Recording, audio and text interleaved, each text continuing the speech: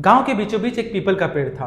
हर शाम लोग वहां इकट्ठा होते थे और केवल शिकायतें करते थे कि सरकार जो है ठीक तरह से काम नहीं कर रही है, सरकार को ये करने की आवश्यकता है, सरकार को वो करने की आवश्यकता है। आजकल के जो युवा है वो भटक रहे हैं, समाज जो है वो दूसरी दिशा में जा रही है, लेकिन केवल कोई भी व्यक्ति जो है कुछ करने को तैयार नहीं था।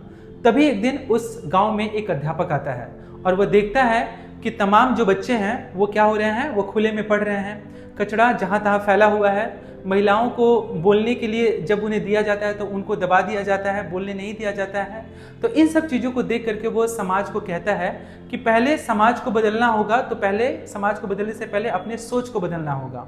तो इस बात को सुन करके गाँव वाले जो लोग होते हैं उस अध्यापक के ऊपर में हंसना स्टार्ट कर देते हैं, हंसते हैं। अगले दिन वही अध्यापक क्या करता है, उन बच्चों को उसी पेड़ के नीचे बुलाता है और पढ़ाने लगता है।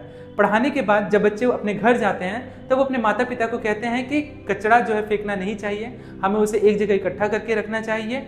अगर पिताजी अगर इस गांव में अगर एक अच्छा स्कूल होगा तो हम लोग और अच्छे से पढ़ सकेंगे, किताबों की कमी नहीं होगी, हम लोग अपने जीवन के लक्ष्य की ओर अग्रसर हो सकेंगे।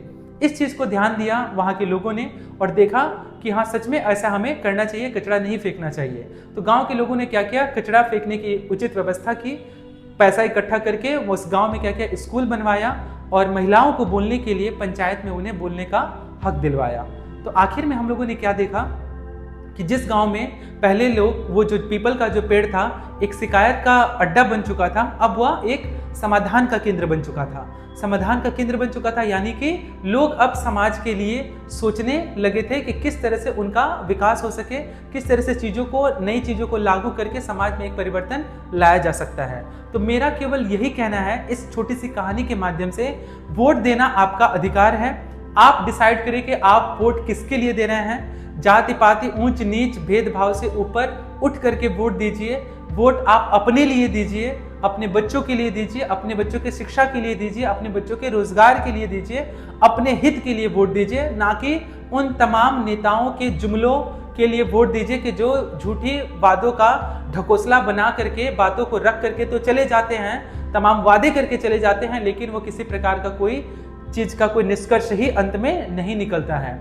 इसीलिए जात पात से ऊपर उठ करके वोट दीजिए, अपने हक के लिए वोट दीजिए, क्योंकि आपका जो वोट है वो आपका अधिकार है। आगे आने वाले समय में ये जो 5 मिनट का जो भाषण उनका कभी नेताओं का होता है, वो जो बोल के चले जाते हैं और उन वादों पे आप उनका पूरी तरह से विश्वास कर लेते हैं, जो कि वह 5 मिनट का जो भाषण होता है अगले 5 सालों तक आपको क्या करना पड़ता है, उसको झेलना पड़ता है। तो वह नौबत ऐसा नहीं आए। वोट आपका अधिकार है, घर से निकलिए, वोट दीजिए, केवल खुद के लिए नहीं, देश के बदलाव के लिए नहीं, राज्य के बदलाव के लिए नहीं, बल्कि अपने समाज में बदलाव के लिए। समाज में अगर बदलाव होगा, लोग जाति पाति से उठ करके वोट देना स्टार्ट कर देंगे।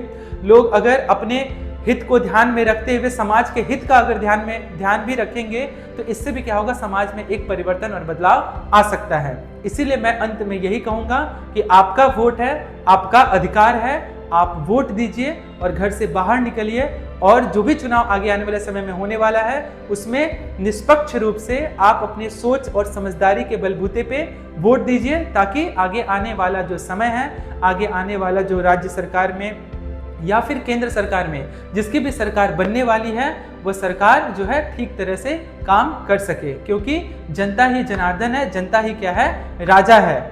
उसको तो केवल सत्ता पार्टी के कुछ लोग हैं जो सत्ता चला रहे हैं, लेकिन उस सत्ता पे बिठाने वाले का काम भी जनता का है और सत्ता से उन्हें गिराने का काम भी जनता का है। इसीलिए ये पूरा जो हक है, ये पूरी जो ताकत है वो आपके हित में है, आपके पक्ष में है।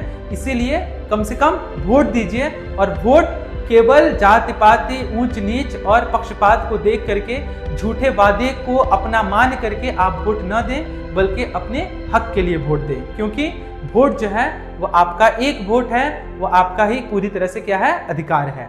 अंत में इतना ही। आपका बहुत बहुत धन्यवाद।